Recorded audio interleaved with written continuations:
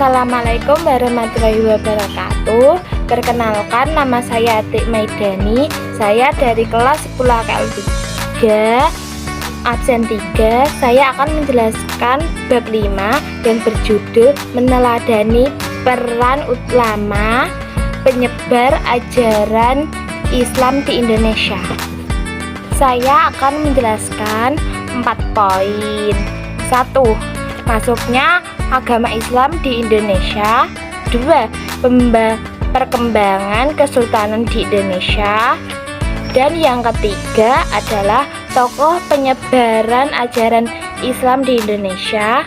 Yang keempat adalah keteladanan para ulama penyebar ajaran Islam di Indonesia.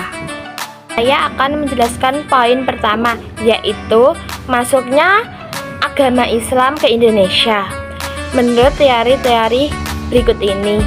Yang pertama, teori Gujarat oleh Prof. Dr. C. Senok Bugrons.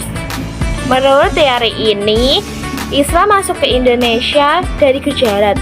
Senok Bugrons berkeyakinan bahwa tidak mungkin Islam masuk ke Indonesia langsung berasal dari Arabia tanpa melalui ajaran tasawuf yang berkembang di Gujarat, India. Wilayah kerajaan Samudra Pasai merupakan daerah pertama penerima ajaran Islam, yakni pada abad ke-13 Masehi, yaitu teori Makkah oleh Prof. Dr. Buya Hamka. Buya Hamka menggunakan berita yang diangkat dari berita Cina Dinasti Tang sebagai acuan teori ini. Menurutnya, Islam masuk ke Nusantara pada abad ke-7 Masehi. Berdasarkan berita Cina Dinasti Tang, ditemukan pemukiman saudagar Arab di wilayah pantai barat Sumatera. 3. Yaitu teori Persia oleh Prof. Dr. Hussein dijajah di Ningrat. Menurut teori ini, Islam masuk ke Persia dan bermazhab Syiah. Pendapat ini didasarkan pada sistem Megeja bacaan Al-Quran, terutama di Jawa Barat menggunakan ejaan Persia. Teori ini dipandang lemah karena tidak menggunakan sistem baca tersebut di Persia sebagai penganut Syiah. Dan yang keempat yaitu teori Cina oleh Prof. Dr. Slamet Muljana. Menurut Slamet Muljana, Sultan Demak merupakan keturunan Cina dan Sultan Demak termasuk dalam Wali Songo. Dan juga Wali Songo juga merupakan keturunan Cina. Pendapat didasarkan pada Kronik Klanteng Senpongko. Dan yang kelima yaitu teori maritim oleh N.A. Balok. Walaupun di Mekah dan Madinah terjadi perang kurun waktu 10 tahun antara 1 sampai 11 H atau 622 sampai 623 Masehi. Namun tidak memutuskan jalur perdagangan laut yang sudah menjadi tradisi sejak lama. Menurut N.A. Balok, hal ini terjadi karena umat Islam memiliki kemampuan dalam mengusahakan perniagaan melalui jalur maritim. Melalui jalur ini, yakni pada abad ke-1 H atau abad ke-7 Masehi, agama Islam dikenalkan di sepanjang jalur niaga pantai-pantai tempat persinggahannya. Sekarang saya akan menjelaskan poin yang kedua, yaitu perkembangan kesultanan di Indonesia. Masa perkembangan agama Islam adalah kurun waktu pada saat umat Islam telah membangun kesultanan sebagai bentuk kekuasaan politik. Sebagai contoh, Kesultanan Samudra Pasai di Sumatera Utara pada abad ke-13 Masehi, Kesultanan Leren di Gresik, Jawa Timur pada abad ke-11 Masehi. Perkembangan Islam di Indonesia semakin meluas seiring dengan banyaknya raja-raja Hindu yang memeluk Islam. Istilah kerajaan berubah menjadi kesultanan dan istilah raja berubah menjadi sultan. Salah satu motif para raja memeluk Islam adalah untuk mempertahankan keyakinan karena mayoritas rakyatnya sudah memeluk Islam terlebih dahulu. Rakyat berbondong-bondong masuk Islam karena syarat masuk Islam sangat mudah.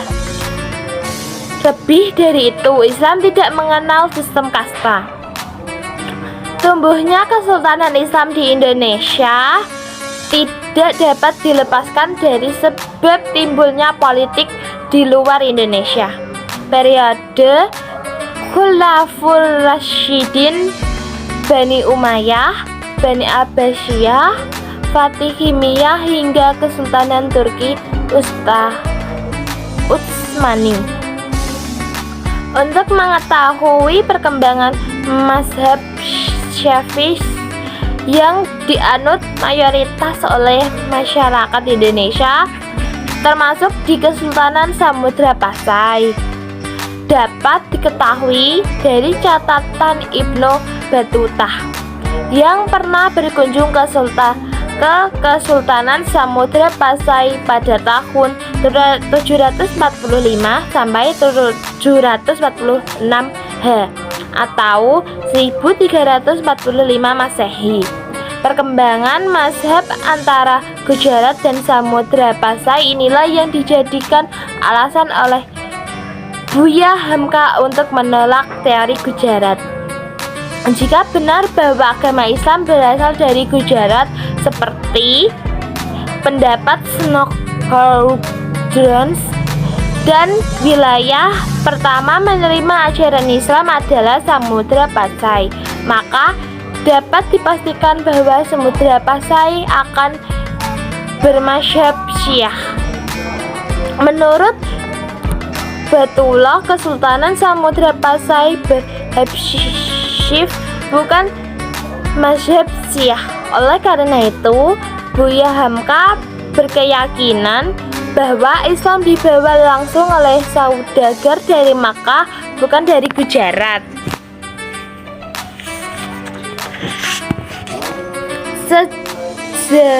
Sejarawan Belanda pada masa kolonial membagi predikasi sejarah Indonesia menjadi 1. Zaman Aminisme dan Dinamisme, 2. Zaman Hinduisme dan Buddhisme, 3. Zaman Islamisme, 4. Zaman Katolisme dan Protestantisme. Bertolak dari predikasi ini, sejarah Islam dituliskan setelah Kerajaan Majapahit mengalami kemunduran pada abad ke-15 Masehi. Tidak dijelaskan bahwa sejak abad ke-7 agama Islam sudah mulai didakwahkan di Indonesia.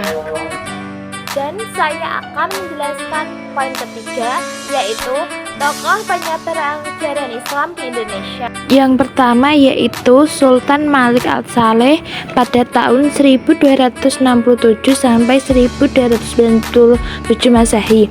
Menara Silau atas Sultan Malik Al-Saleh merupakan pendiri dan raja pertama Samudra Pasai. Merauke Silau memeluk Islam berkat pertemuan dengan Syekh Ismail dari Mekah. Sultan Malik Al-Saleh merupakan tokoh penyebar Islam di Nusantara dan Asia Tenggara. Beliau wafat pada tahun 1297 Masehi dan memimpin Samudra Pasai digantikan oleh Sultan Muhammad Malik Al-Saleh. Yang kedua yaitu Sultan Ahmad pada tahun 1326 sampai 1348 Masehi. Beliau merupakan Sultan Samudra Pasai yang ketiga, bergelar Sultan Malik Al-Takhir II. Pada masa pemerintahannya, Kesultanan Samudra Pasai dikunjungi oleh seseorang penjelajah dari Maroko, yaitu Ibnu Battulah. Yang ketiga yaitu Sultan Auladin Riyad Shah pada tahun 1538 sampai 1571 Masehi. Beliau merupakan Sultan Aceh ketiga terkenal sebagai peletak dasar-dasar kejayaan Sultan Aceh. Sultan Auladin Riyad Shah berperan dan berjasa dalam penyebaran Islam di wilayah Aceh. Beliau mendapatkan ulama-ulama dari Perias dan India untuk mengajarkan agama Islam di Kesultanan Aceh. Setelah berbentuk kader-kader perdakwahan, selanjutnya dikirim ke daerah pendalaman Sumatera untuk menyampaikan ajaran Islam. Yang keempat yaitu Wali Songo pada tahun 1404 sampai 1546 Masehi. Wali Songo merupakan 9 wali atau sunan yang menjadi pelopor penyebaran Islam di wilayah Pulau Jawa. Mereka adalah 1. Maulana Malik Ibrahim, Sunan Gresik. 2. Raden Rahmat, Sunan Ampel. 3. Maulana Makdum Ibrahim, Sunan Bonang. 4. Raden Paku, Sunan Giri. 5. Syarifuddin, Sunan Derajat. 6. Raden Mas Sahid, Sunan Kalijaga. 7. Jafar Shadiq, Sunan Kudus. 8. Raden Umar Said, Sunan Muria. 9. Syarif Hidayatul, Sunan Gunung Jati. Mereka menggunakan berbagai saluran dakwah, diantaranya kebudayaan, kesenian, pendidikan, pernikahan, perdagangan, dan politik.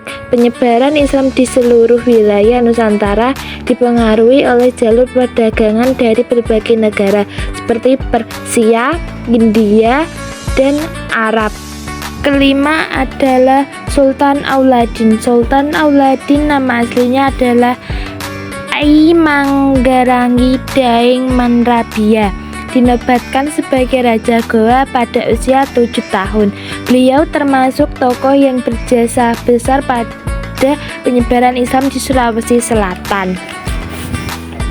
Penyebaran agama Islam pada masa pemerintahannya Sultan Auladin mencapai daerah Buton dan Dompu Sumbawa, termasuk berhasil mengislamkan kerajaan Sopeng, Wajo, dan Bone. Yang keenam yaitu Datuk Tunggang Paranggan. Datuk Tunggang Paranggan atau Habib Hamsim bin Muhyayak bin Abdullah bin Yahya merupakan seorang ulama Minangkabau yang berdakwah di Kutai Kartanegara. Beliau berdakwah bersama sahabatnya Datuk Ribandang pada masa pemerintahan Raja Aji Mahkota pada 1525 sampai 1599. Berkat dakwah Datuk Tunggung Paranggan, akhirnya Raja Aji Mahkota memeluk Islam dan diikuti oleh keluarga kerajaan serta rakyat Kutai Kartanegara. Kerajaan Kutai Kartanegara berubah nama menjadi Kesultanan Kutai Kartanegara. Agama Islam berkembang pesat pada masa ini. Bahkan undang-undang negara dilandaskan pada ajaran Islam.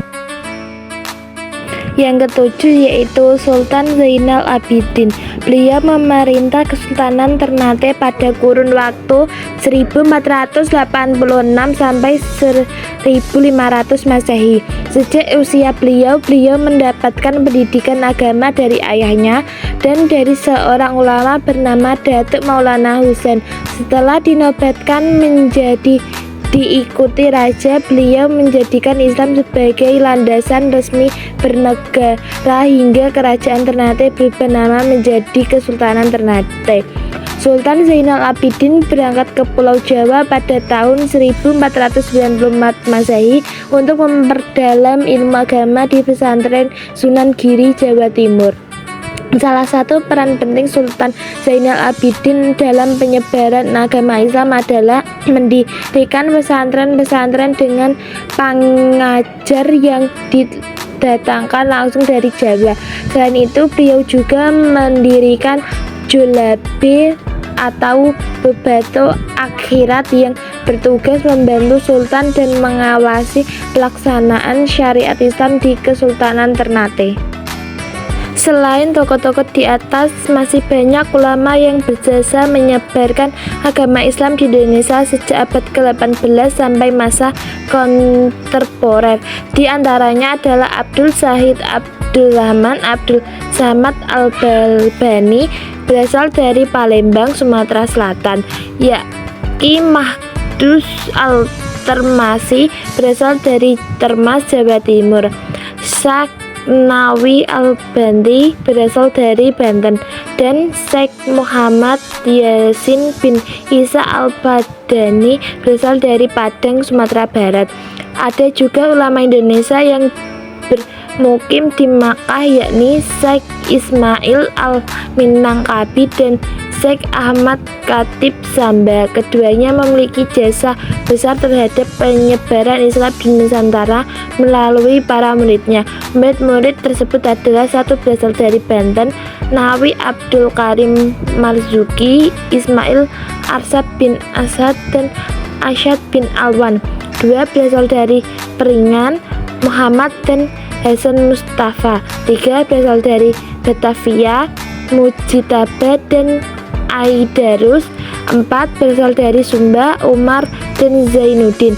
Ke-13 ulama tersebut dan ada yang kembali ke Nusantara, ada pula yang menetap di Hamaka Haramain. Dan poin yang keempat atau yang terakhir adalah keteladanan para ulama penyebar ajaran Islam di Indonesia, yaitu 1. Hidup sederhana. Yang kedua yaitu gigih dalam berjuang. 3 adalah menguasai ilmu agama secara luas dan mendalam. 4 yaitu produktif berkarya. Dan yang kelima, sabar. 6 yaitu menghargai perbedaan. 7 yaitu berdakwah secara damai. Sekian dari saya. Kalau ada salah tutur kata maupun sikap, saya mohon maaf sebesar-besarnya. Wal taufiq wa hidayah. Assalamualaikum warahmatullahi wabarakatuh.